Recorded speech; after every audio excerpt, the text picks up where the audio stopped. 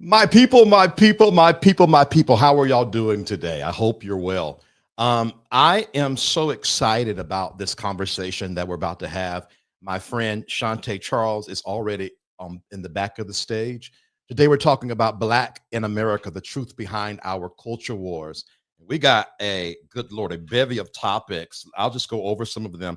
Golly, where do they go here? Hold on. Where do they go? My bad. Let me find them again.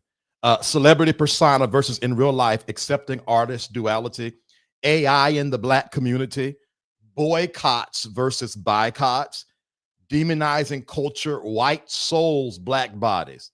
Golly, I might want to do that one first. All right, we're going to be talking about the diaspora wars. I really want to talk about that. I'm passionate about that. And we're going to include in the diaspora wars, the quarter zip movement. Oh dear. All right. So we got a lot to talk about.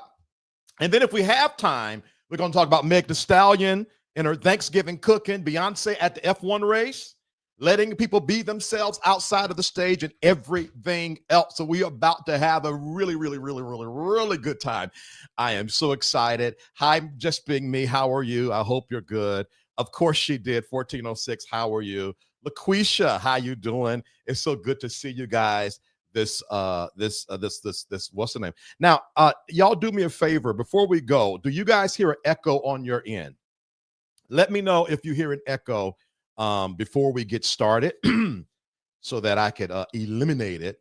Good morning, LaCora. How are you doing? Golly molly. No echo? Okay, good. All right, great. All right, listen, we're going to run a commercial.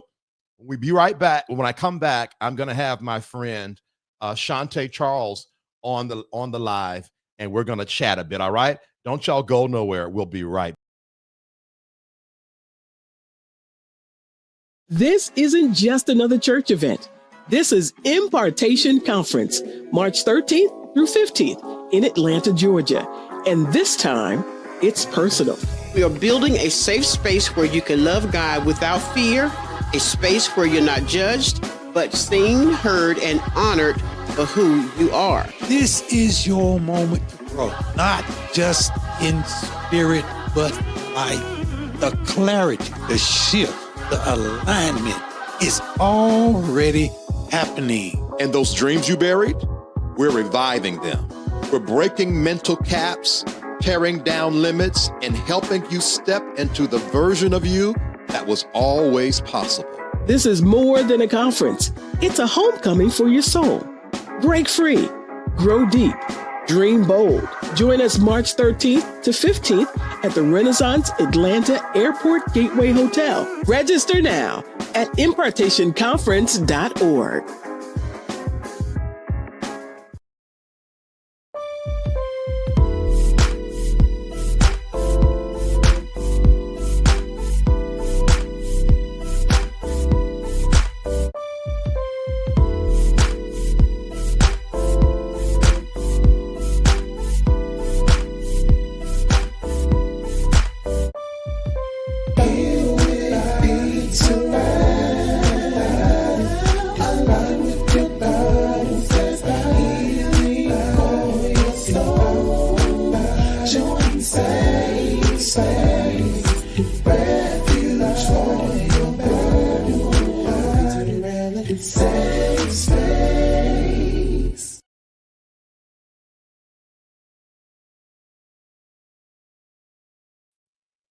Hello, everybody. How are y'all doing today? I hope y'all are well.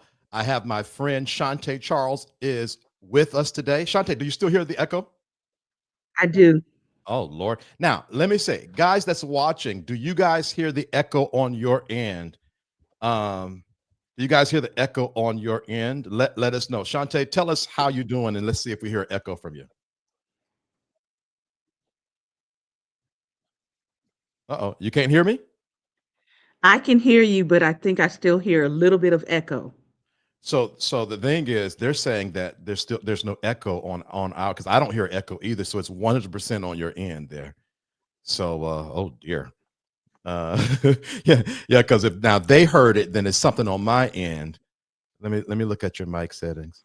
Reduce Echo cancellation. You know, I have your echo cancellation on my end. Yeah. Yeah, they're saying no echo. Is it so much that it's bothering you? Yes. And that wasn't like that in the beginning of the show when we're just No. talking behind this. Oh, I don't know what that is. Everything is Oh, like oh, one sentence behind. Facebook. Turn your Facebook off. That's what it is. Your Facebook is on. Or YouTube. You're watching. It's the live. Someone on your computer, the live is on. Turn it off. I bet you that's what it is. My-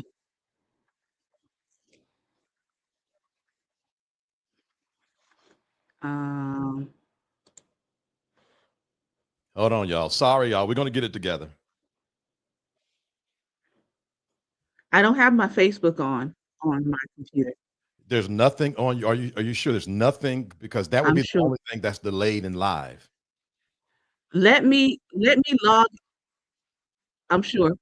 Okay. Okay. All right. Let me log out and come back in and see if that fixes it. Okay. All right. Come on. All right. Sorry, y'all. So sorry. So sorry. So sorry. So sorry. Technical difficulties. Golly. We sit there and had a 10, 15-minute conversation with no issues at all. I sort of feel like, because that happens a lot. That has happened a lot where there's a live feed open in the what's the name, and you're getting both. So if she logged out and she still hears me, then she'll know that's what it is. Anyways, how y'all doing? Let's see here. What were y'all saying in the meantime?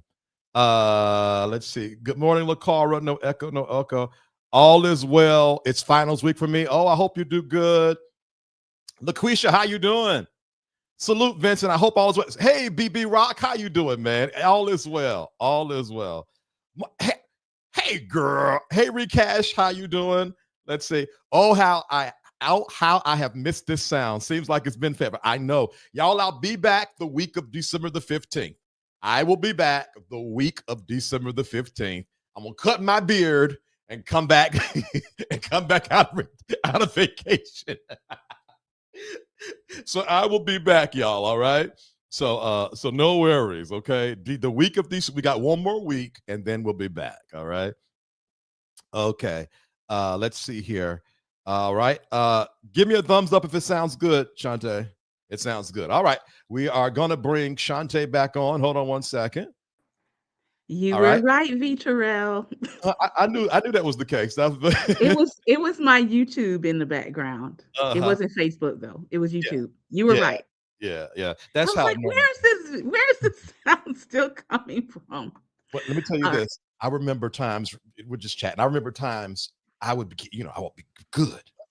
And then I would pull up the YouTube link before I go live. And I'm like, where is this? And I'm trying to play it off because I'm live. I'm like, y'all don't hear that? And it's my own stream the whole time.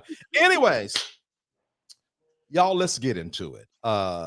Before I get into it, Shantae, tell us who you are, why you are, where you are. In about 2 minutes or less, introduce yourself. Oh wow. Okay. So I'm going to try to do it in 30 seconds. My Okay. name is Shantae Charles. I am a multidisciplinary creative. Mm-hmm. I am an entrepreneur. I am the host of Daring Dialogues, Black Table Talk, and Sunday Dialogue with Life Nation. Mm-hmm. I am a artist. I am a wife. I Mm-hmm. am a lover of all things humanity. So I hope that covers everything. I love. And today we're going to be talking about the Black in America, the truth we don't say, the truth behind our culture wars, because I think it is extremely important that we have balanced conversation. Mhm. There's some enemies within and some enemies without. And so Yes. I'm just going to jump straight into it today. Let me see. Any, many, miny, mo. Here's where I'm going to start. Let's start with diaspora wars here. Okay. Mhm. Separating myth from truth. Um, Mhm. Talk to us. What's up? Or I'll tell you what, really quickly for those, describe really quickly the diaspora. So the diaspora has to do with everyone who is Black Mhm. or of African origin that has been dispersed throughout the world. because we know everyone's origin, according to science, everyone's origin is African. It comes out of African. We all have a common ancestor, right? But over time, that common ancestor with us as human beings, we have either migrated on our own out of Africa into other parts of the world, or we have been forcibly removed out of our homelands to other parts of the world. So when people say diaspora, or when people say African diaspora, that is what they're referring to. Got it.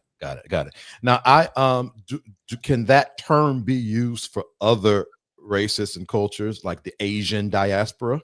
Yes, it can. And so that's why we're talking specifically about African diaspora, or Black people of African descent. Got it. All right. So there's been a lot of dissent going on social media, at the very least, where Black Americans, Nigerians, South Africans, Jamaicans, Caribbeans. the Caribbeans, where there used to be this kind of, if you look like me, you are me, and now it's not the case. And then there's a whole Afro-Latino. Yes.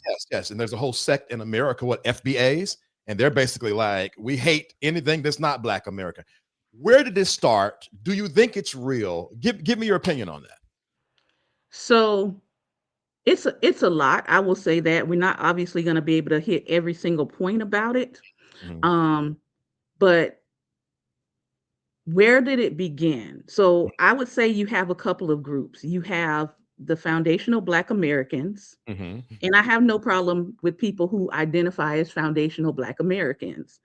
You have ADOS, which I tend to identify with a little bit more, which is the African American descendants of the enslaved. And I would say some of the argument comes from who is heading or who is spearheading these movements, because those people have personal beefs with each other. And I have followed several of them before all of these personal beefs broke out. Right. So I know it is because they have personal beefs with each other. You now have people under those followings that are having disagreements and arguments with each other. So FBA, I believe that term was more so coined by Tariq Nasheed. ADOS was a term coined by Yvette Carnell.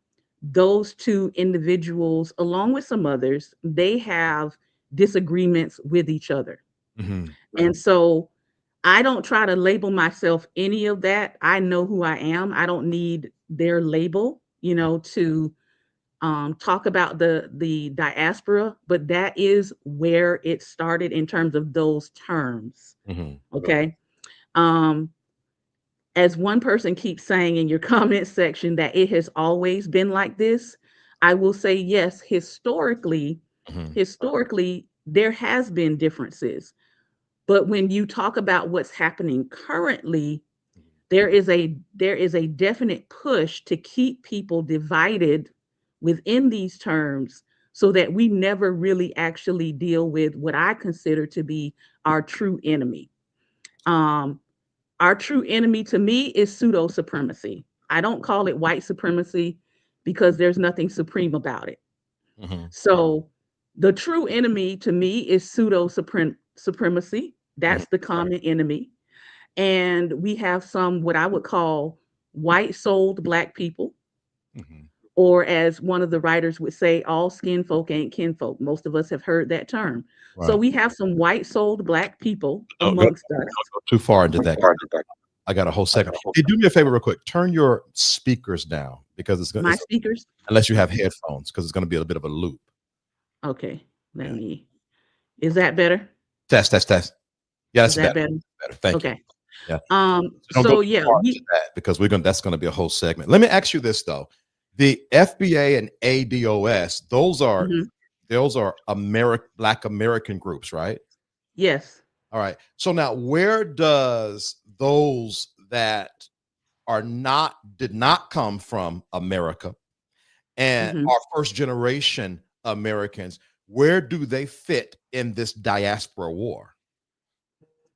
Well, people see it as a lot of first generation Africans who are coming over, or people who have been here for a while, their parents.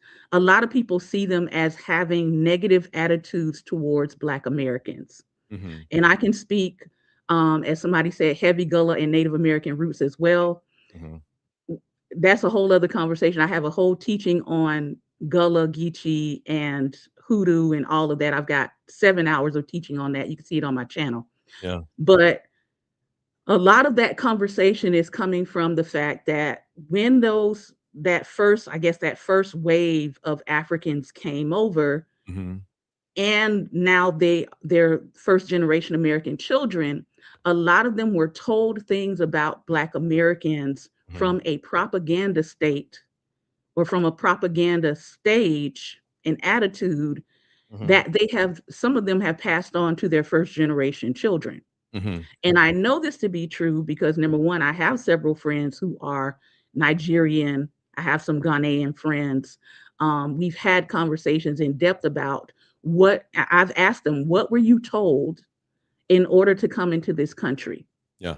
What were you explained about Black Americans? Right. Because we think, because we are here in the United States and we know and we're learning our history, some of us are learning it on our own. Mm-hmm. We think that they're getting the same kind of education over in Africa, and it's not.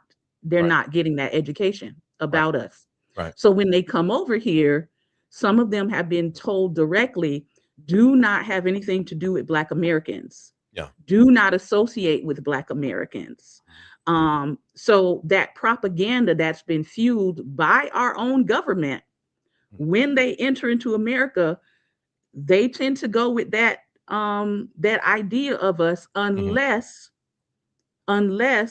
they are encountering us for themselves and getting to know us for ourselves. Mm-hmm. And so you have a lot of misrepresentation that has happened Mm-hmm. about Black Americans, and those stereotypes and that propaganda is what we're seeing coming out of the mouths of a lot of people from the African diaspora.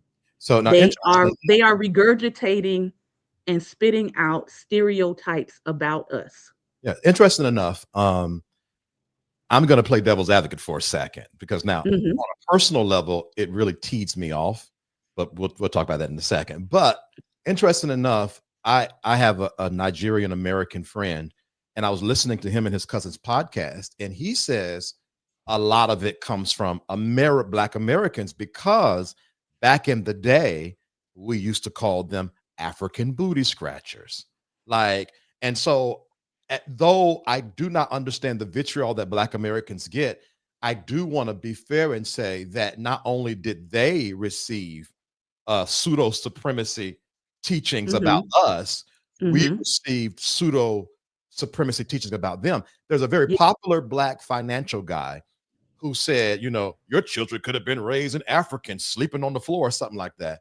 And he had to come back and apologize. And I said to myself, you are way too smart to even think like that.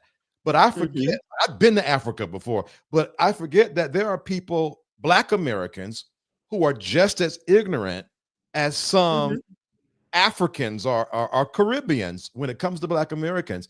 I did want to lift that point. Let me ask you this. I want to stay there for a moment. Go ahead. Because that is true, right? Both sides of the aisle have been given some forms of propaganda about each other. I think we fail to forget how deep and how far American propaganda has gone against Black people. And again, when I go back to saying white sold Black folks, there's also been Black people who have been willing to be a proxy for the propaganda. Yeah. So I'm not saying that there's no responsibility on the side of Black Americans, but when you say where does it come from, I will say that our government, not only through media indirectly, but also directly, some of the things that we're told to Africans coming into this country about how they should interact with us as Black Americans. Yeah. Because the reality is, If we ever get together and recognize what our common enemy is, it's over. Yeah. That's And the reality. I'm about to jump somewhere and jump right back. Mhm. And the meeting ground of this common enemy a lot of time is in the church. All right, so let me keep going. I don't want to stay there. Now, I need to say this to the crowd. YouTube has a new thing where I can stream in the shorts stream as well. So we're going to get a lot of different viewers than we've normally gotten. My moderators are not here because I normally don't come on Saturday, so y'all don't pay them any attention at all. They'll stay on and learn something or they'll leave, but my moderators are not here and I don't really even care, to be honest with you. So leave them be, don't worry about them. All right. But let me just say this again. The meeting and breeding ground, if you ever want to create a really good proxy for this pseudo supremacy, let them go to the Christian Center around the corner. Okay. Let me ask you this. Let's just say I'm Nigerian, right? I'm out the mud, the literal mud, right? And I'm blessed enough to go to school, and now I got an education visa, and I make something out of my life. Now, the next person is Black American, and they are not in the mud, but they're raised in the hood. And they follow the school to prison pipeline, and they don't make something out of their life. Did that Black American not take advantage of the opportunity that the Nigerian American took advantage of? Well, let's be realistic about the kinds of people that are being allowed into the United States from other countries. Okay. The data shows that most of the people being allowed in from other countries are already well-to-do. They're already middle class. Their parents are already college educated. Right. So they already have a level of education in order to even come into this country. Right.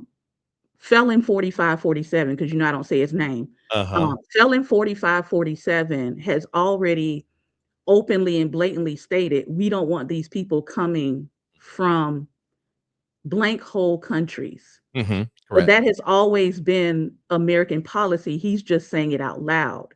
So when they talk about letting in people from other countries, they're not letting in people who are at the bottom of their economic status either. Okay. So those people coming over here, many of them are already well-to-do. Their parents are already highly educated, and they're coming over. So I don't compare their foundational background of how they come over here to someone who is entrapped in the systemic systems of inequity in America. So it's not a pound-to-pound comparison then, because we're not a fair, it's not a fair comparison. Yes. I first of all, I love that. I think that's a beautiful common sense answer. And to be honest with you, if anybody want to argue after that, they just want to be right, because that makes sense. You can't. I was watching a Nigerian, because I sort of like the Nigerians. Well, my best friend is Nigerian, so that's the thing. Anyway, I was watching a Nigerian podcast, and the guy said, in order for me to get an education visa to come to America, I had to prove I had $30,000 US in my account to pay for that education. Yes. You're not struggling. If you're a Nigerian with 30,000 US liquid, you're doing pretty good. Correct. And then now you become a doctor, and then you want to be mad at Jamal, whose mom and dad ain't never had a GED. They're not the same. They're not the same. Yeah. But again, when we talk about this propaganda war, what you have then is you have those who are in power who will pit Africans against Black Americans. Right. And again, like I said, I've had conversations. I have friends that are Nigerian and Ghanaian. I have some that are part of the royal family. So we get to have real good conversations about some of these things. And so the question becomes, well, why aren't you doing as good as XYZ? Right. And so those are the conversations that we've had to go back and say, this is what you came over with. Right. This is the systemic issues facing Black Americans. Yeah. And like I said, we automatically assume that coming over here, they know our history. And the reality is a lot of them do not. Right. Right. So I don't mind having a conversation with somebody who's willing to learn and understand what America has done with Black people. They've created a permanent underclass. The fact that we came from zero to where we are is a miracle, a divine miracle in and of itself. So I want to keep that thought. That's a pause, not a stop. Created a permanent underclass. Yes. Created the system has created a permanent underclass, and it is of the fact that we're here right now. Up under everything that's been thrown on top of us really shows us who we are. I just had to highlight that. Go ahead. Yes. Yeah.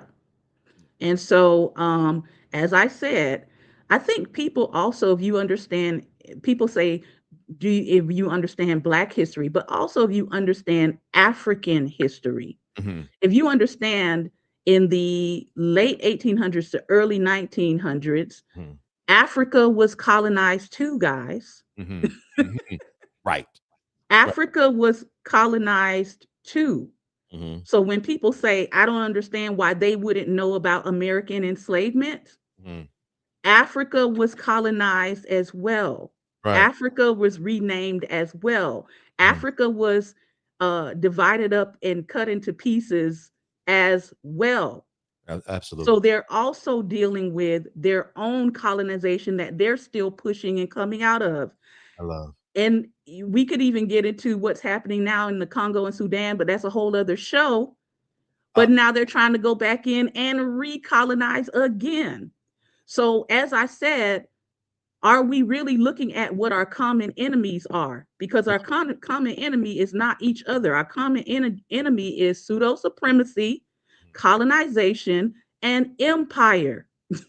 So I got two things for you, and then I'm getting loud. Let me bring it down. You're talking to the king. I'm loud just 'cause I wake up loud. You're in the right company. Two things I want to say, and then someone put it in the comments, but I had already written it down. One of the talking points with white America is, well, we had slavery in America, but the Africans sold the slaves. What do you say to that? Ooh, I've got, again, you trying to give me 12 shows in one, VTerrillHill.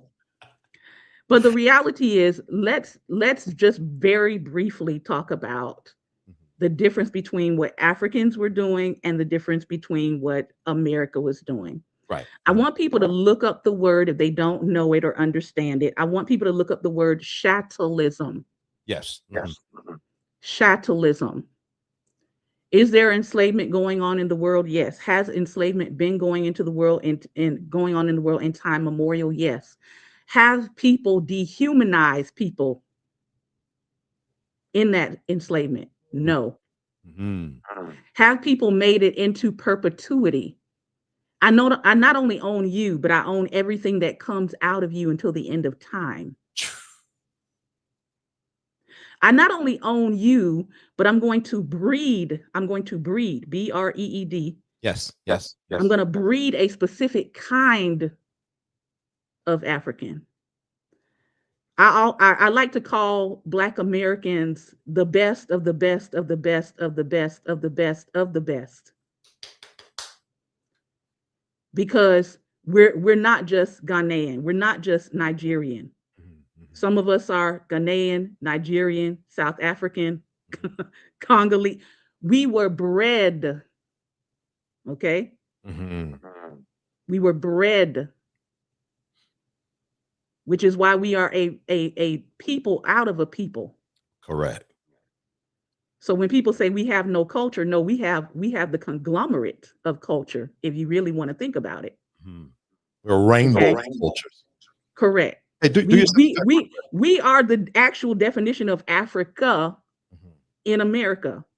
We aren't just one country out of Africa. That's why we're African Americans. Okay, hold on. We got to pause again. So do one thing. move your microphone away from your speakers or turn your speakers down. And I want to say this. We are the definition of Africa in America. That's so potent. That is so strong. Golly. I talk about it some more. Go ahead.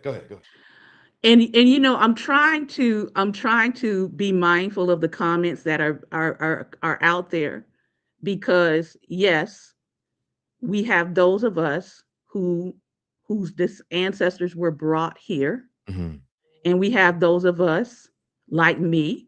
I have a combination of my ancestors were brought here, and I also have ancestors who are from here.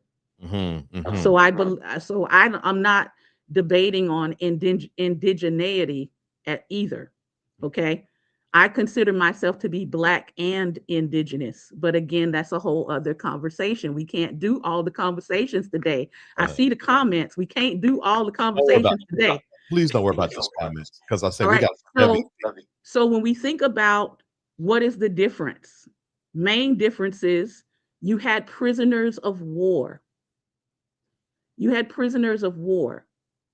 African people would have each other as prisoners of war. Prisoners of war, they like to equate that with American enslavement and try to say it was the same thing.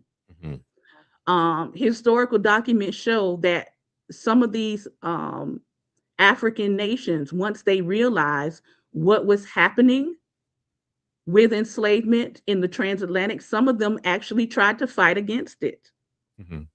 Okay. Some of them initially participated for trade. We know that. I'll trade you some guns. I'll trade you some goods for the persons. But nobody was doing dehumanization.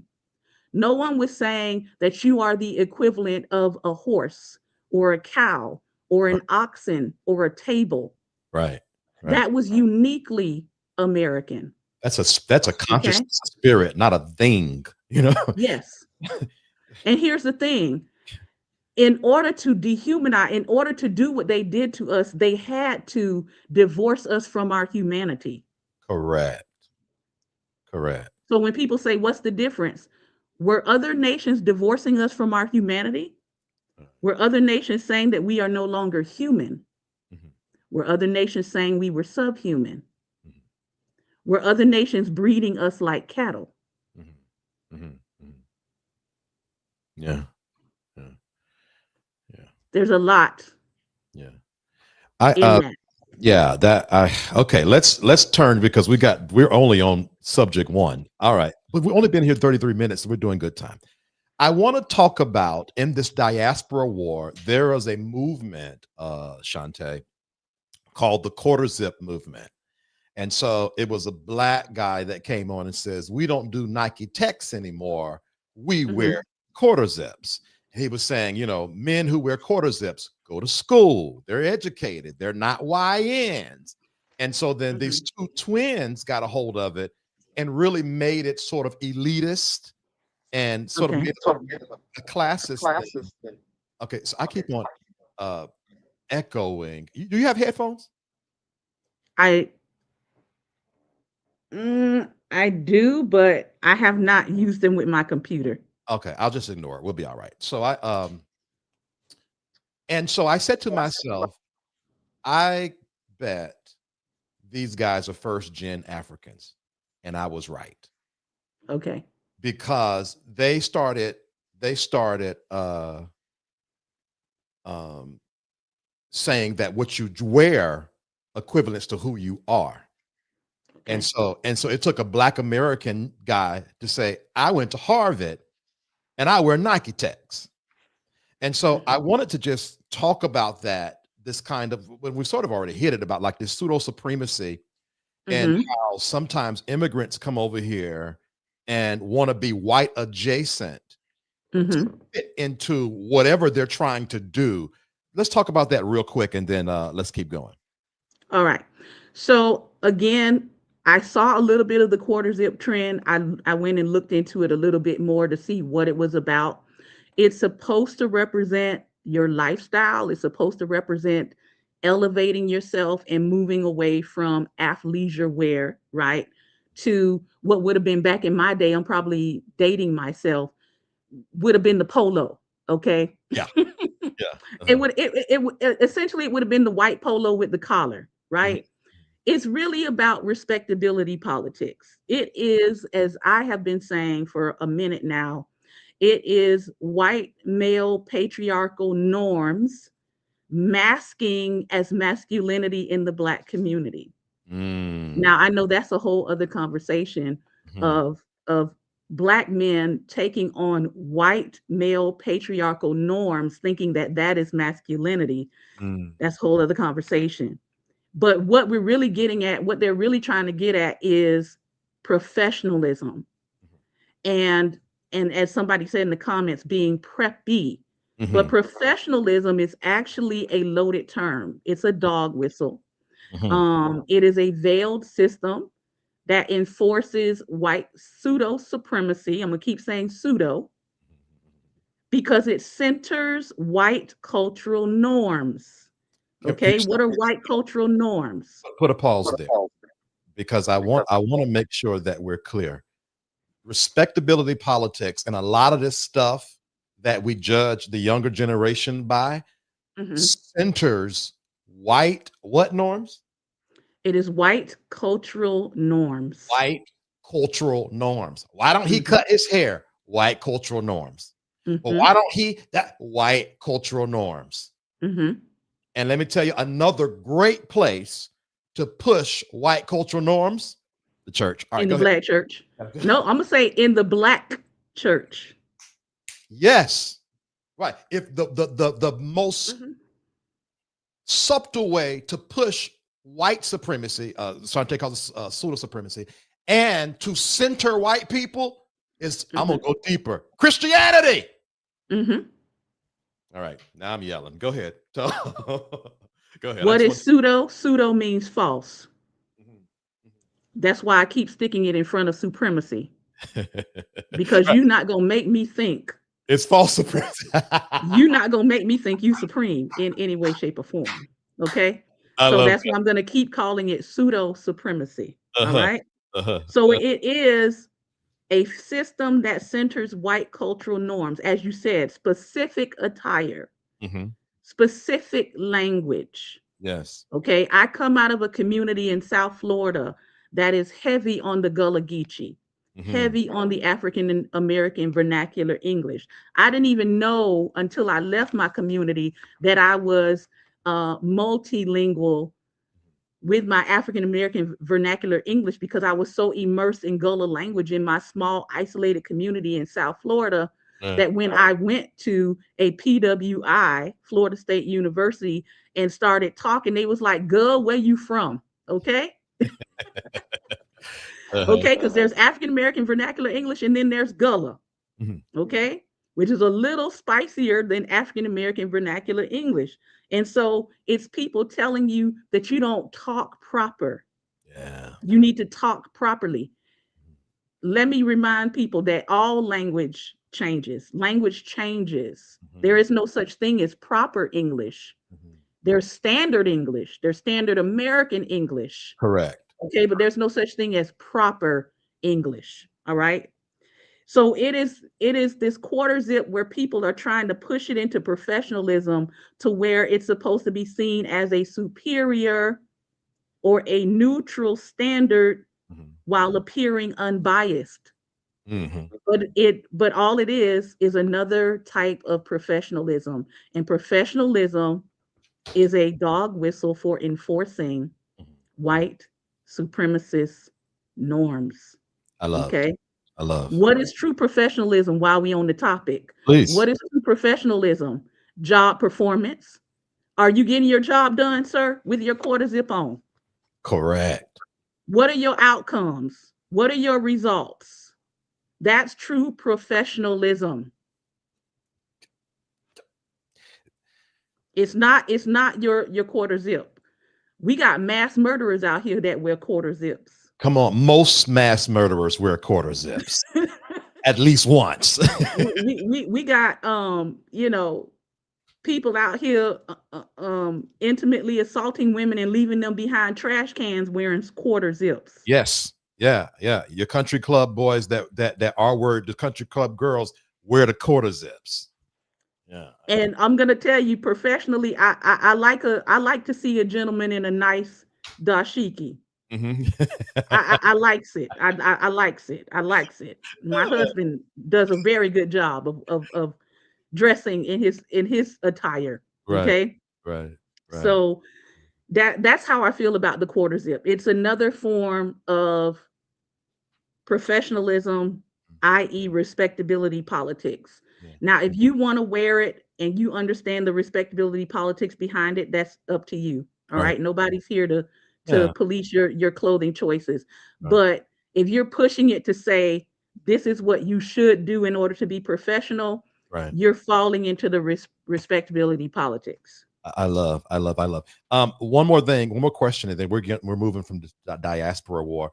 This has been, if you guys are enjoying this conversation, drop a heart in the comments. I'm enjoying this. Thank you so much, Shantae Charles. Let me just say this for a second. This is Shantae Charles. And before we leave, we definitely want you, Shantae, to let us know how to find you. If you're watching this on YouTube, I actually have her account linked in the title and in the video description. So you can just hyperlink it and get straight to all of her teachings. Last question, and this is this. I'm going to be honest with you. I didn't fell into the trap, and I'm a little bitter. I'm gonna be honest, as it relates to this diaspora war, specifically those that don't have ancestry in America. I'm actually just pissed off about it. And do you think there's benefit in it, or do you think it's 100% just wrong and not helpful? You talking about the diaspora war overall? Overall, yeah. I think, like I said, some of it is personality based, meaning whoever they are following, they've chosen to go at each other with these diaspora wars. Part of it is, I don't think in the long run it's beneficial to us. I don't think in the long run. If you do follow me on Black Table Talk, you will hear me talk a lot about the fact that whether you are Caribbean, whether you are Nigerian, whether you are Ghanaian, whether you are Somalian, whether you are Black American, they want us all gone. They want us all gone. Yeah. And so I feel like in this hour, it's necessary to say we all need to get focused. We all need to get focused and get serious about what's the priority right now. The priority right now is making sure we are alive or we live beyond what is happening. That's the priority. Number one is survival. Number two, you can have whatever arguments, whatever subtopic arguments you want to have after we get done dealing with number one. Right. Agree. I'm going to put it this way. You have a group of people that want to paternalize all Black people, meaning they think that we are childish. They think that we're immature. They think that we don't know how to take care of ourselves, govern ourselves, even though century after century, we've shown we can do it. We've shown we can be self-sufficient. We've shown we can start towns, and they have torn stuff down. So you have a group of people that treat us in a very paternalistic way, like I have to talk down to Black people and tell them what to do.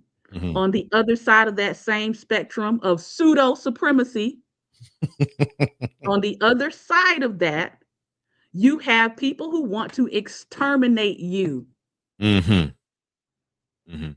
They don't want you to exist. They don't want to have an argument with you. They don't want to have a debate with you.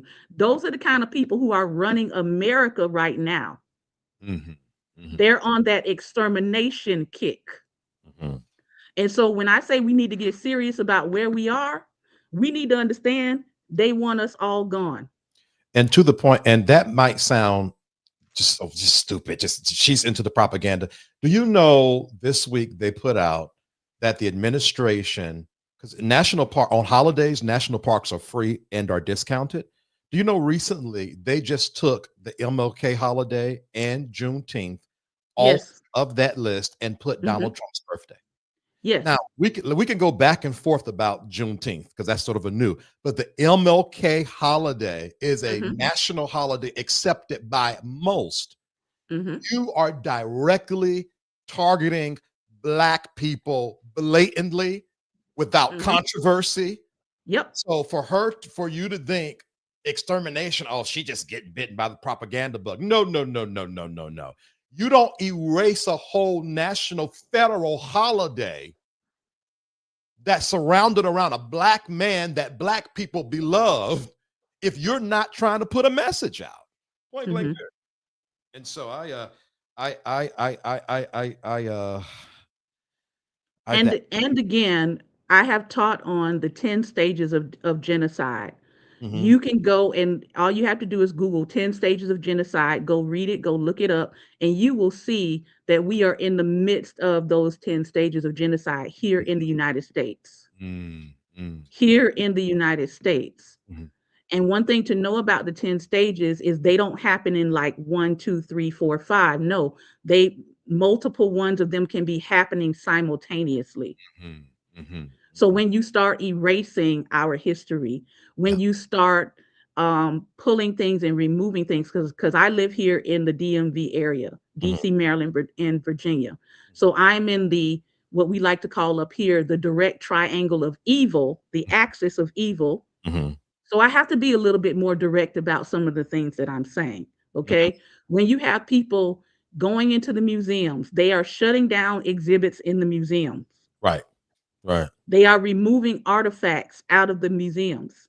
Yeah, They are changing the templates and the descriptions on exhibits in the museums to hide information.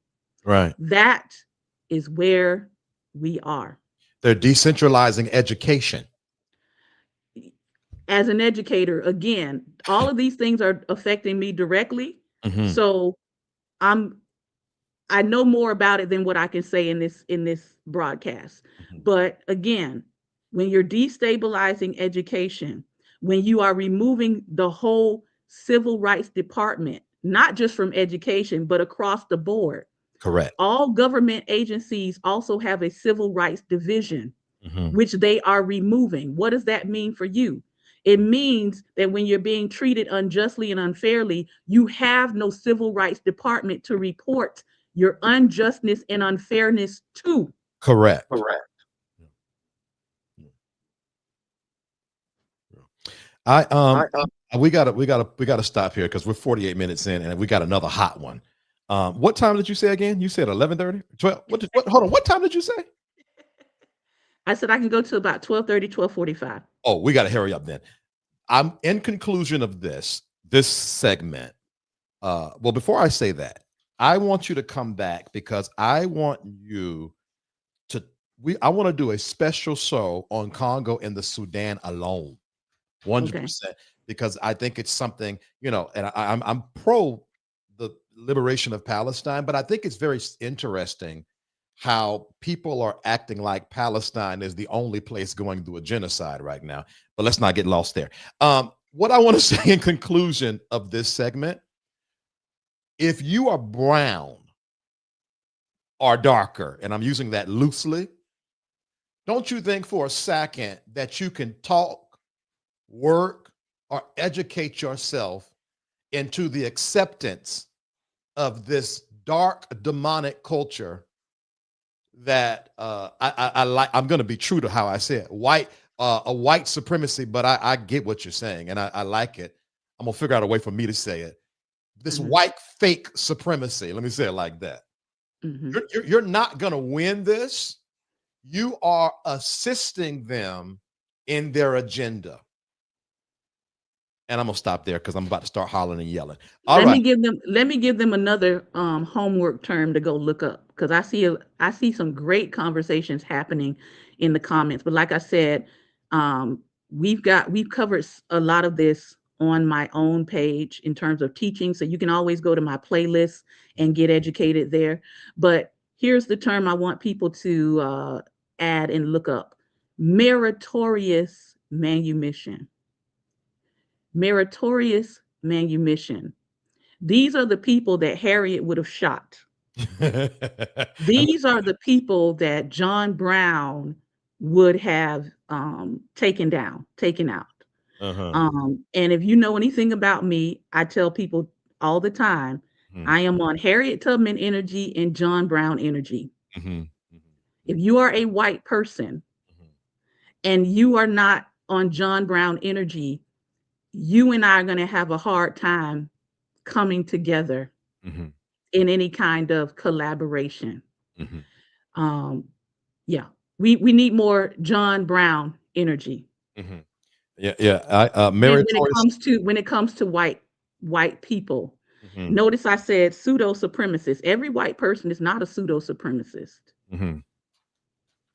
We do have some John Brown energy persons, but those are the people that I'm interested in collaborating and connecting with.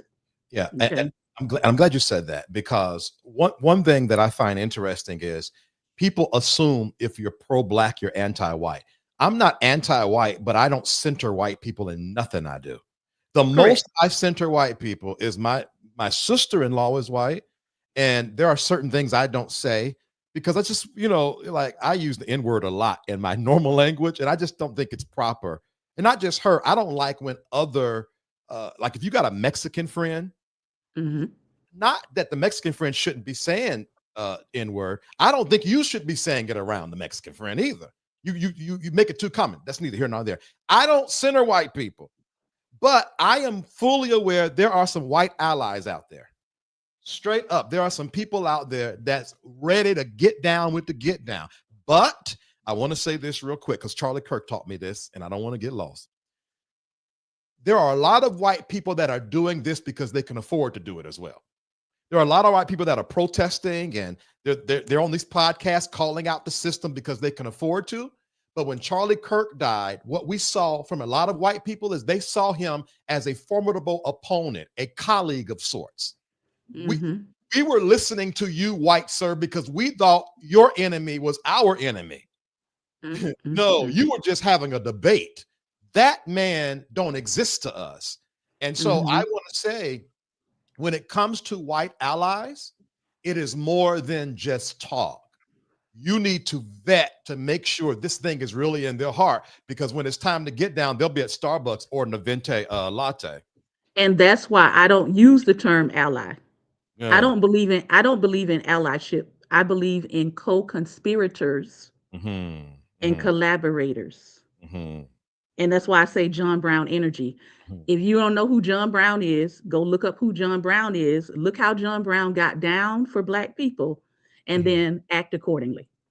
That's where I am. Because again, allies will fold. Yes. Allies will fold. Yeah. And if I talk from my space, I will say people of the same consciousness. You got to make sure that those that you are, what do you say, co-conspirating with are on the same consciousness as you. Yes, sir. You ain't just mad because you're mad. And I'm going to stop there because I feel a fuss coming on. So what we're going to do. Meritorious manumission, before you go on break. Meritorious manumission is the white side, is the Black side of, as I said before, white souled Black people who sell out the community for their own individual freedom. All right, pause that, because that's the next topic. So I'll let you just sit in that. Y'all, I need to take a break because first of all, breathe, Vincent. I'm enjoying this, Shantae. I'm so enjoying this. This is so good. I hope that you guys are enjoying it. Please do me a favor, like, share, subscribe, and comment. I saw some of you guys say in the comment for her page. If you're watching on YouTube, I have her literal page highlighted in the title and in the video description. So just take time, either wait till after the show so you don't miss anything, and just go to the title, click it, and she is there. She teaches. How many times a week do you teach on that channel, Shantae? I teach Monday through Friday, 11 a.m. Eastern Standard Time. We are reading aloud and discussing various books every single day. So 5 days a week at 11 a.m. Eastern Standard, Shantae is spitting over there. All right. Y'all don't go nowhere. I need to take a break so I can. We'll be right back. When we come back, though, we're going to be talking about demonizing culture, white-souled black bodies. We'll be right. This isn't just another church event. This is Impartation Conference, March 13th through 15th in Atlanta, Georgia. And this time, it's personal. We are building a safe space where you can love God without fear, a space where you're not judged, but seen, heard, and honored for who you are. This is your moment to grow, not just in spirit, but life. The clarity, the shift, the alignment is already happening. And those dreams you buried, we're reviving them. We're breaking mental caps, tearing down limits, and helping you step into the version of you that was always possible. This is more than a conference. It's a homecoming for your soul. Break free, grow deep, dream bold. Join us March 13th to 15th at the Renaissance Atlanta Airport Gateway Hotel. Register now at impartationconference.org.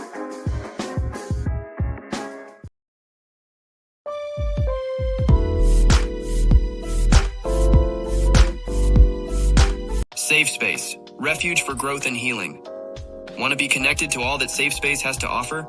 Join our email community. Stay in the loop with inspirational insights and updates. Join our email community and connect with like-minded individuals on the path to self-discovery. Sign up now. Find your tribe in a safe, supportive space. Join the Safe Space private community and connect with others who get it. We're waiting for you. Stay connected wherever you are with lives and video drops. Text VTerrillHill to 833-458-3658 for instant updates and powerful insights. Join the text community now. Curious about what's next? Book an intuitive tarot reading with VTerrillHill and get the clarity you need. Your future awaits. Heal from within and transform your life. Schedule a soul healing consultation and take the first step towards wholeness. Start your journey today. Click the Linktree link inside of the description box connected to this video for all of what the Safe Space universe has to offer. All right, thank you so much, guys. I appreciate you rocking with us. Today, we're talking about Black in America, the truth behind our culture wars. I have a very special guest, Shantae Charles. She's a friend of the platform, but she's also a personal friend as well. I appreciate her offering to the bigger picture and what she does. Again, to contact her, to connect with her, I have her highlighted on the title of this video and in the video description. I hyperlinked it so it can make it very easy to connect with this mind and voice. Shantae, in 2 minutes or less, I want you to do this. Where did it go? I want you to do this in 2 minutes or less. Where did it go? Where did it go? Gosh, someone had a comment. Oh, right here. I bet you never thought about Natives' perspective. Where are the Native American, the indigenous people in all of this? Well, considering, as I said before at the start of your broadcast, well, midway into your broadcast, I am Black and indigenous myself. So for all the people saying, she ain't talking about the Native Americans.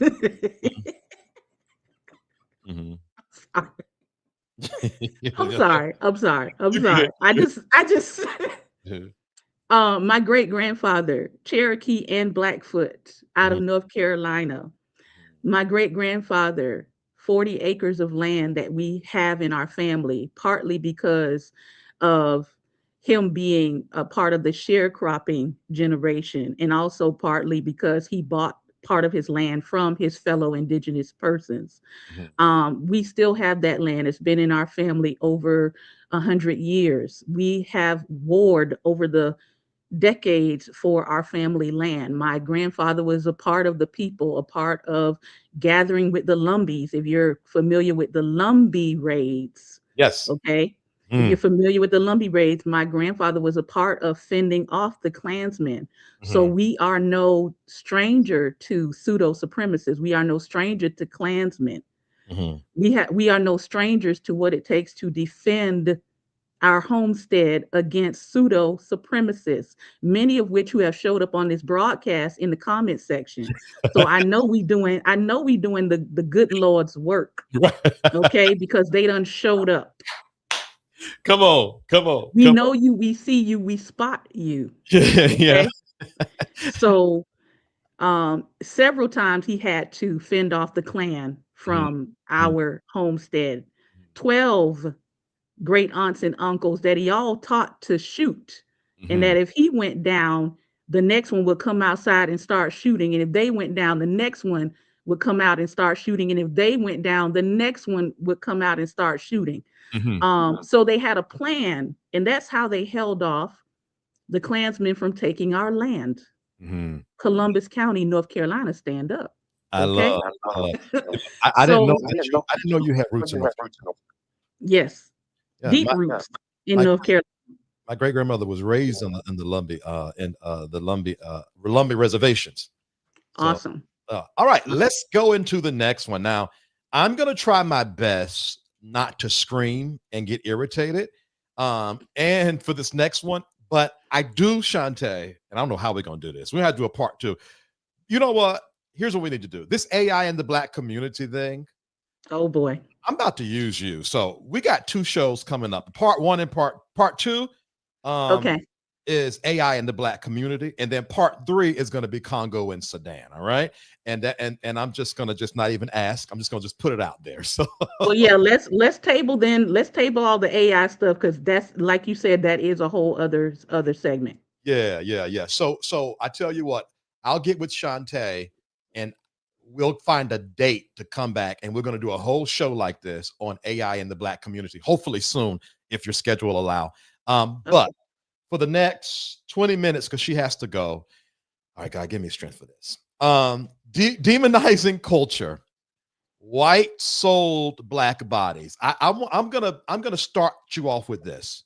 One thing that I have observed about the majority of whited out Black people, white adjacent Black people, is the way they talk, the way they dress, the way they move, the sound of their voice, how they pronounce things. I've always thought that was so interesting, how you're not going to find no Jamal that's MAGA. It's going to always be a Jamie, male speaking. Which makes me always side-eye it. Because if there was some, excuse my French, nigger MAGAs, then I'd be like, okay, but they ain't never no nigger MAGAs. So do you see these people as sellouts and are 100% assimilating just to be accepted? Am I wrong? Am I off? Talk to me. Again, VTerrillHill, these topics. Lord. MAGA.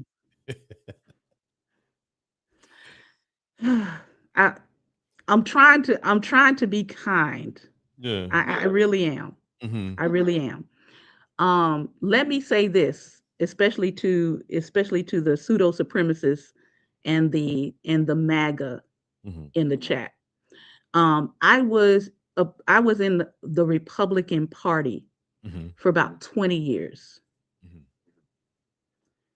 So I've seen a lot. When I started realizing that these people absolutely detest us, hate us, and will use us for any capacity and then discard us, that was my wake-up call. So when I see Black people beginning to navigate into what it is now, it tells me that you are definitely into a purposeful, intentional assimilation and erasure of yourself. Purposeful. Yes. purposeful, intentional erasure of yourself. It tells me that you are intentionally on the grifting chain, because you cannot go into what MAGA is. You cannot go into what Republicanism has become right now and say you don't know what time it is. So you think you might have been able to ignorant? say that. You might have been able to say that before 2015. So you think they're willfully being ignorant? No, I think they know what it is and they're on a grift. I think they're very much saying, let me see what I can get out of this grift. I believe Because if they're willing to pay me to disparage myself, my culture, if they're willing to pay me for that, I'm gonna get in on it. And the reason why I can tell you that is because I know some Black Republicans and conservatives back in 2015. Remember, I'm in the triangle of evil. Okay. Yeah. They call it the seat of Satan up here. Literally. And we had conversations, and these people said to me, Shantae, I don't agree with the candidate. At the time he was being considered, right, to be the platform candidate. They said, I don't agree with the candidate, but the lobbyists in the PACs are what pay us. And so if the lobbyists in the PACs who pay us are going to put him up as the candidate, in order for me to keep getting paid, in order for me to feed my family, I'm going to go this route. And I can tell you, at that point, when they went that route, they were willing to be exploited. They were willing to be propped up as Black faces with white souls. Most of those people that I know are dead. Hear me. Dead. Literally or figuratively? Literally. Oh, Jesus Christ. Dead. Okay. They not in the land of the living anymore. They didn't even make it through to this second round of him. They died. They died in their willfulness. They died in taking that filthy lucre. They made a choice to sell their soul, and they paid for it. They died listening to someone give horrific advice. They died listening to someone who also took along with him 1.2 million souls in his first term. Right. They didn't live past that. Right. So I have enough evidence of what happens when you decide to be a white-souled Black body going into these systems knowing full well that these people want to harm, they want to hurt, they want to destroy, they want to dismantle. And you sit up there and take that money and you propagate that stuff. Oh, you gonna pay for it. Some people pay, like I said, with their very life. Yeah. What do you think about and I don't want this particular subject to get lost in the church space. We can talk about that all day. But talk about it from religion's perspective. We'll use Pastor Philip Michael Anthony, or whatever his name, Philip Michael, whatever. And he said, this is not a Black church. And talk about how that's so easy to manifest in religious spaces. Gosh, it's easy to manifest because you have, for the most part, I would say in America, you have a white theological framework. You have a white theological framework. You're listening to white theologians. You're listening to a westernized, chopped up Christianity. You're connected to people who are white Christian nationalists. who are propagating pseudo supremacy through their sermons. They're just cloaking it in religious language. And we have done that. I would say in Christianity, that's been going on since the 1950s. Yeah. But what we've had now is, again, we've had a slow creeping of pseudo supremacy infiltrating Black churches. The second part of that, if they aren't infiltrating Black churches through their doctrines and their theology, they're propping up Black ministers. Because when you see a Black minister, you better ask the question, who funded them and where is the white hand behind them? Correct. One of my, I have a private community sacred space, and one of the members put an article from Substack. I forget what island it was. The Catholic priest was teaching what they call liberation gospel, that you don't have to submit to the government. They're basically wanting you to be poor so they can be rich. Whatever these Catholic priests, Shantae, was preaching was stirring the people up, and it was against the interests of the United States. The United States, I don't know if that's an echo. I'm gonna work on that. The United States funded Christian missionaries. The CIA, funded Christian missionaries to go over there and preach the gospel, because they knew if the Christian missionaries do their job, it includes submitting to government. Correct. And before it was over, they ousted all out of all of those Catholic priests. The Pope ended up rebuking the Catholic priests, telling them that it was heresy, and the people got back in place. And when I read that, I said to myself, how much, because you said white theological framework, and I want to talk about being white-centered, because when we talk about Blackness in theology, all of a sudden there's no color, where you don't have to worry about color because your theology was centered around you anyway. Correct. Now that's one point, but the point behind that is, I think 99% of theology was pushed by government to keep people bound in America, specifically Black folks. All right, I can agree with that. So again, this is one of those deeper topics. I've done some individual teaching on certain things, but I'll put out some things for people to go and look at. I like giving people definitions in words so they can go and study for themselves. One of the major ones that we're seeing right now that's sort of, I would say, infiltrating into Black church spaces is reform, the reform movement, reform theology. Yes. Okay. If you go and look at the reform movement and reform theology, they do not have a very good opinion of women in general. It is very, not just patriarchal, it is very misogynistic in nature. Some of you all's favorite new Black preachers are up under that. And I'm not going to name names today. Yes. You'll be shocked, because I know some of y'all personally like them. But go ahead. Yeah. So reform theology, pay attention to that. Very anti-woman, very stay in abusive relationships with men. Very women have no place, women have no authority, women cannot teach men in any capacity, which if you think about that, that makes no sense, because then that means women cannot teach their sons.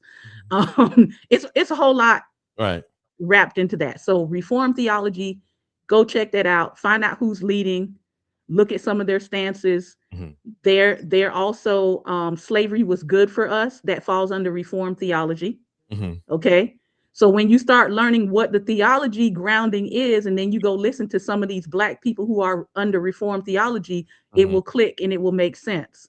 And that's why I don't follow them. Right. This was funny because I swear I wasn't gonna call no names, and then I don't know if you know those initials, but we're not calling names. We're not calling, but I know those initials, but we're not calling names because it's more than just that person. It's a string of them, and you know what, Shantae, and I do not want to beat anybody up. That's not what it's about. But I'll say this: I could feel it. They could be talking scripture and can be saying something that I need to hear, and I could feel it. I can tell it. It just it comes out, it secretes out of them like, oh, this is some dangerous pseudo supremacy going on. I can smell It it. is. Yeah. And when you go look at the founders of Reformed theology, you see they're all white men who are very patriarchal and misogynistic, i.e., who is the person behind the face. Yeah. They will give you a cool face. Yeah. They will give you a black face wearing dreads and a trucker cap. Yes. I mean, and they will look like the culture minus the soul. Yeah. I love this. All right, let's shift to, let me ask you this. There are some people that say, some extreme leftists that say, if you are a black and in the military, as well, black and a police officer, you're compromised. Do you think that, well, let's do cops first. Do you think to be a black cop, you have to be a white-souled black body? Generally speaking. I think it's difficult. I think it's difficult. I would say you have to make sure that you're called to that position, because there are some spooks who sat by the door, for people who are familiar with that. You have to be called to that position. Otherwise, again, the origin point is slave catching. So are you called to that position? Are you called to be inside of a system, to be eyes in the system? Or are you going to go along and get along and say the blue line is greater than the bloodline?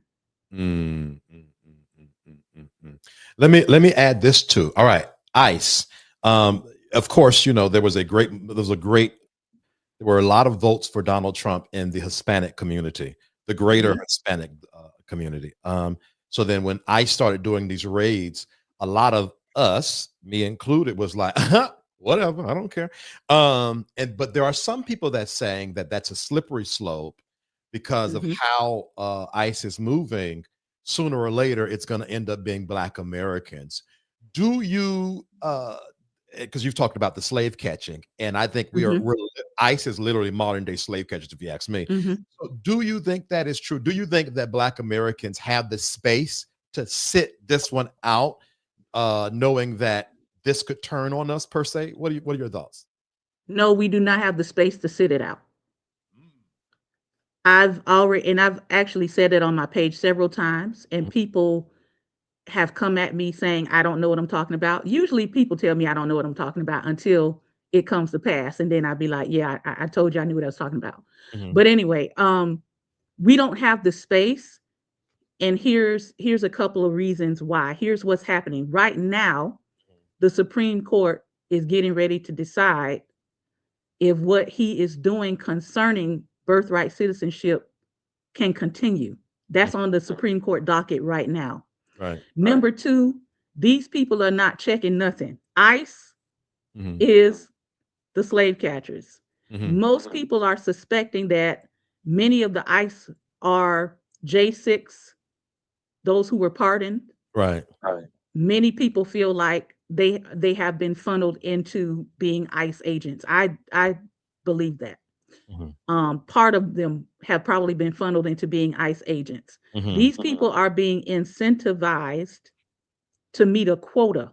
They're not being incentivized to follow any laws. They're not following any laws. They have already arrested citizens, including Black Americans. They're already arresting us. They have already arrested some in Chicago. Okay, these people came out on television, reports. Hey, I'm a Black American. I'm a U.S. citizen. I was arrested. I was detained for several hours. They finally let me go. So no, we don't have the option of sitting that out. They're already targeting everybody. So let me make this clear again. Go ahead. They want us all gone. I don't know how many times I'm going to say that. They want us all gone. If you are identifiably Black, they want you gone. Mhm, mhm, For Black Americans, right? They know that we are from here.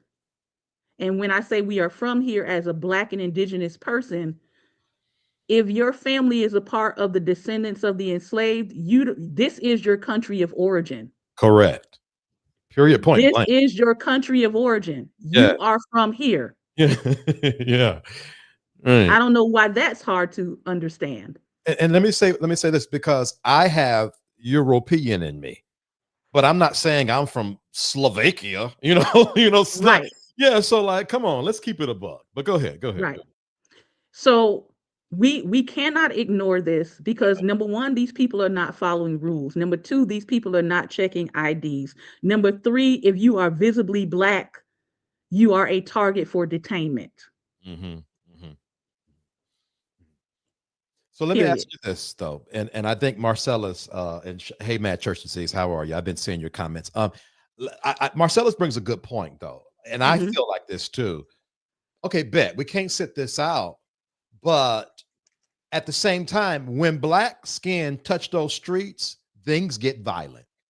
Mhm. So what's the happy medium between y'all niggas deserve what you get and staying alert, staying in the pulse of what's going on? Okay, so let me clarify. When I say we can't sit this out, I'm not saying go out in the streets and protest. Mm-hmm. Let me make that clear.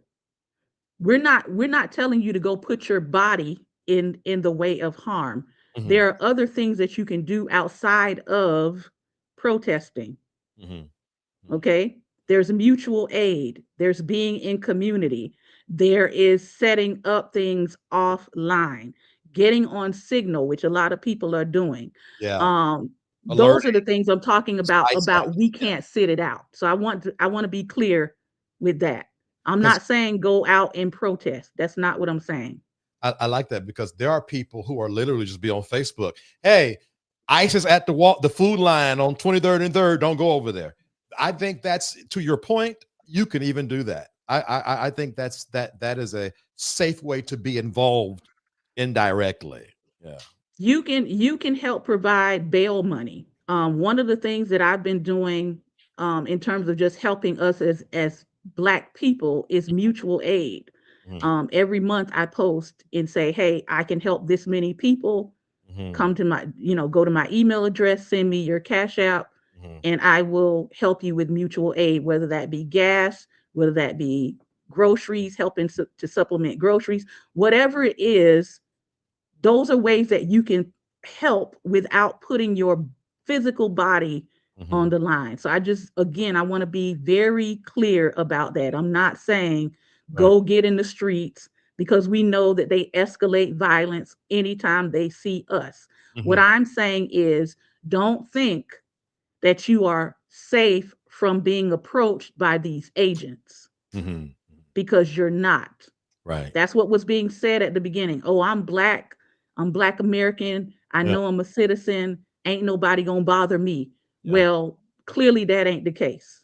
Especially now that they're going after these Somalians in Minnesota now. It's getting real Correct. sort of close. All right, one last question, and we're gonna try to cap it at an hour and a half. This has been a wonderful, wonderful conversation. We're gonna bring part one and part two and part three. Part two, we're gonna be talking about Black and AI. It's probably one of the few things that Shantae and I disagree about, actually. So this should be fun to chat about. I And don't think then we disagree. maybe different approaches, Yeah. but we'll see. And then on part three, I really want to talk about Congo, Sudan, and other areas where Black Africans are suffering, and we just almost like Shanquilla Robinson, they just don't get enough voice about it. Like, let's Hmm. not forget. Now, that being said, um, I'm about to do a hot button topic, and I'm about Oh to be Lord. ready. All right. Demonizing culture, white souled Black bodies. What are your thoughts about the mixing of race as relates to marriage, creating biracial kids, all of the things of the things? Hmm. I don't know that that's a hot topic. Yeah.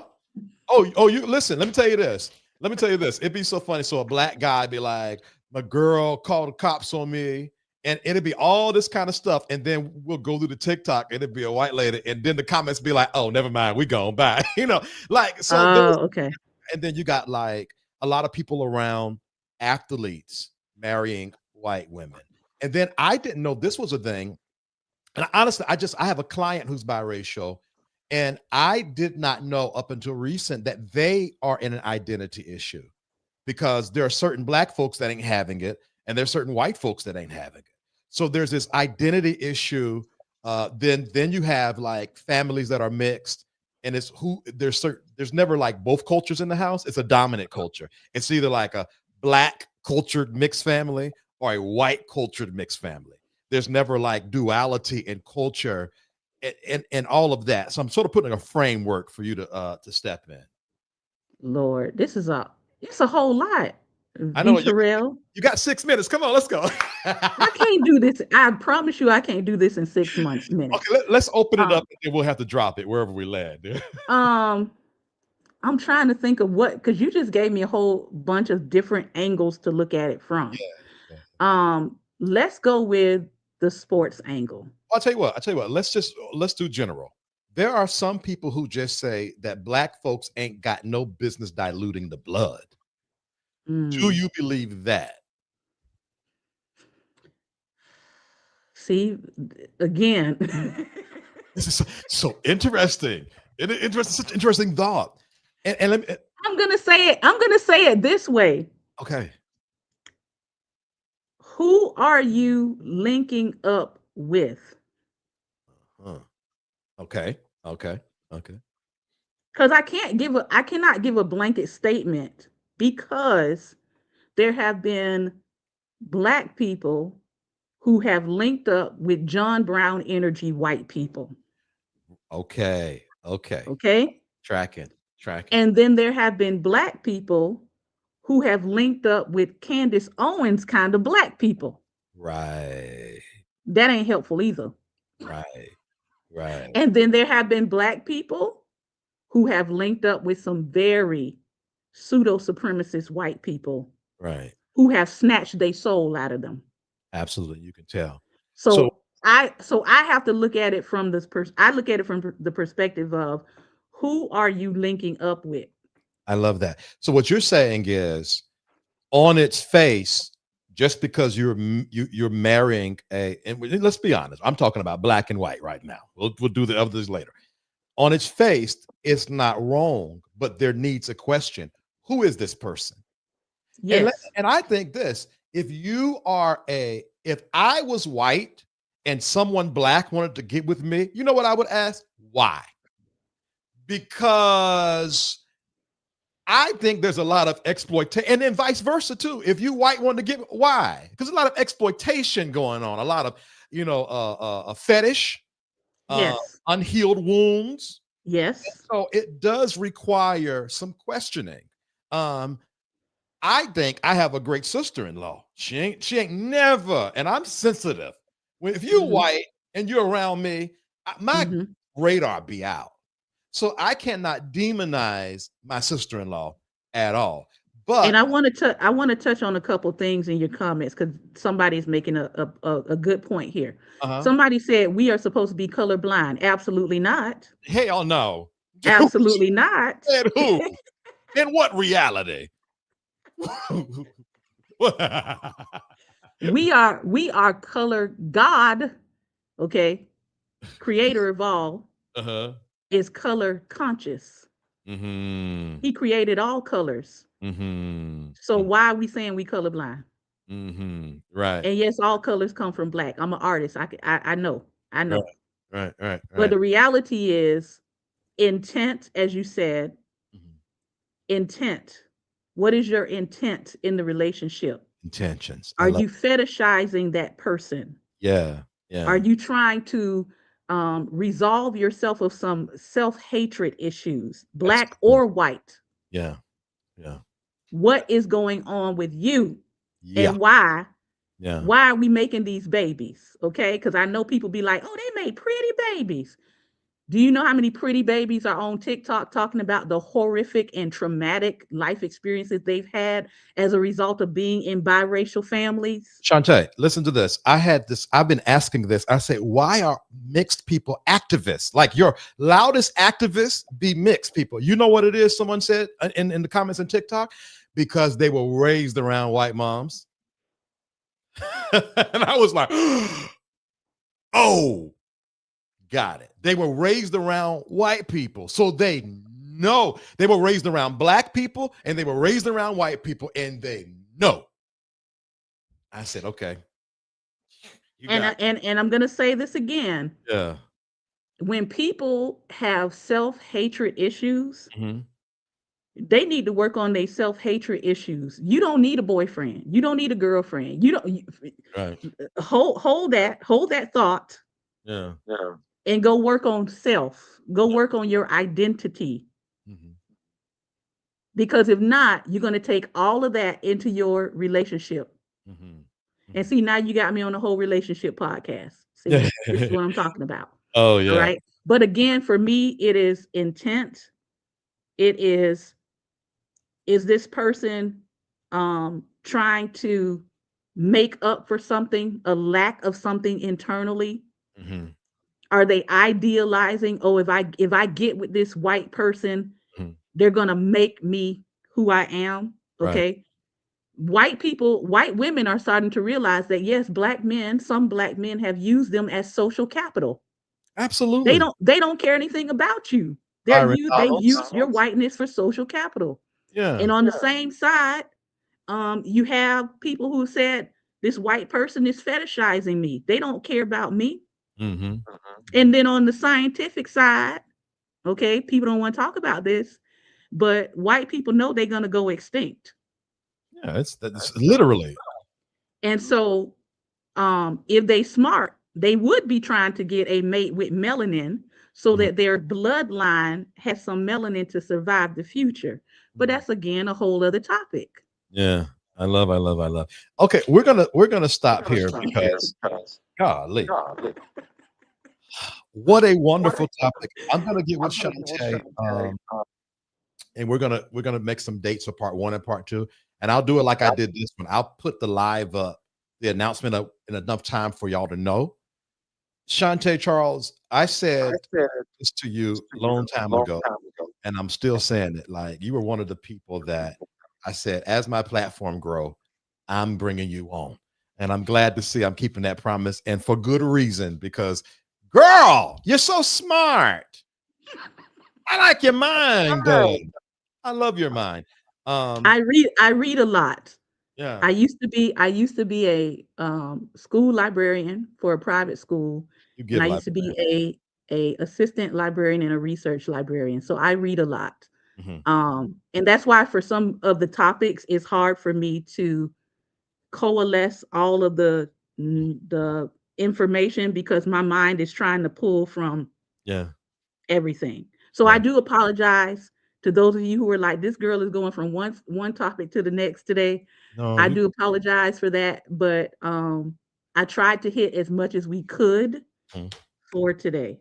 No, you did a wonderful Someone job. said 0 fact checking here. I promise you, when this broadcast goes off, if you hit summary under it, the AI is going to summarize this entire video and it's going to tell you whether or not I was false. Right. I've done it. Go to any YouTube video, hit the summary button. It will summarize for you and it will tell you if the speaker was off. I love. All right. All right. Guys, I will be back the week of December the 17th. I'm working on some show concepts. I'm gonna cut off my vacation beard, and we're gonna get back to the my people as well. We're gonna bring Shantae back for two more episodes around the Black in America, the truth we don't say. We're gonna add some layers to this. Black and AI. I definitely want to talk about that, and then we want to talk about the forgotten voices in the diaspora, Congo, Sudan, and others. All right, Shantae, again, thank you so much. If you want to connect with her, I hyperlinked her YouTube account in the title and in the video description. You You told Let me me let me make a caveat. Uh-huh. Don't come over to my page acting foolish. Because VTerrillHill got more patience than I got. I'm gonna just tell you. Right. I love y'all though. I love y'all. But Marcella says you told me that the other day. You still on break? Yes, the week of December the 17th, Marcellus. I'm coming out of break for real. All right. keep love the y'all. beard, VTerrillHill. Keep the beard. I agree. So? They're saying the salt and pepper is nice. I agree. Oh, it's a nice facial feature for you. You should keep it. Is it like okay? Noted. Not that you care about my thoughts about it, but it does look nice. If you had a scraggly beard and you were not properly grooming it, that would be different. But yours looks nice. Okay. All right. Oh, thank you. Okay. All right. All right. Appreciate y'all. We're gonna get out of here again, Shantae, and I'm so serious. Thank you. Thank you so much for your friendship. No, hold on. Let me bump professionalism. Thank you so much for your friendship. Thank you so much for being a prophet for me in some wild times. And thank you so much for not allowing your history to mute your voice. Thank you. All right. Thank you for the privilege of coming on your platform. I don't take it for granted. When you open up your space and allow those who entrust your voice to hear my voice. And I do want to thank everybody who was in the comments today. Every person who was respectful, every person who had something shady to say. I appreciate you too. You gave me some things to work on. Yeah. Every MAGA that showed up, every pseudo supremacist, every alabaster disaster, every envelopian. I just want to say thank you. For helping me to know I'm saying exactly what I need to say. I love it. All right, y'all be blessed. Shantae, don't go nowhere, but we're gonna close this out now and bring us back up. All right, y'all be blessed. Right. See y'all later, man. This isn't just another church event. This is Impartation Conference, March 13th through 15th in Atlanta, Georgia. And this time, it's personal. We are building a safe space where you can love God without fear, a space where you're not judged, but seen, heard, and honored for who you are. This is your moment to grow, not just in spirit, but life. The clarity, the shift, the alignment is already happening. And those dreams you buried, we're reviving them. We're breaking mental caps, tearing down limits, and helping you step into the version of you that was always possible. This is more than a conference. It's a homecoming for your soul. Break free, grow deep, dream bold. Join us March 13th to 15th at the Renaissance Atlanta Airport Gateway Hotel. Register now at impartationconference.org.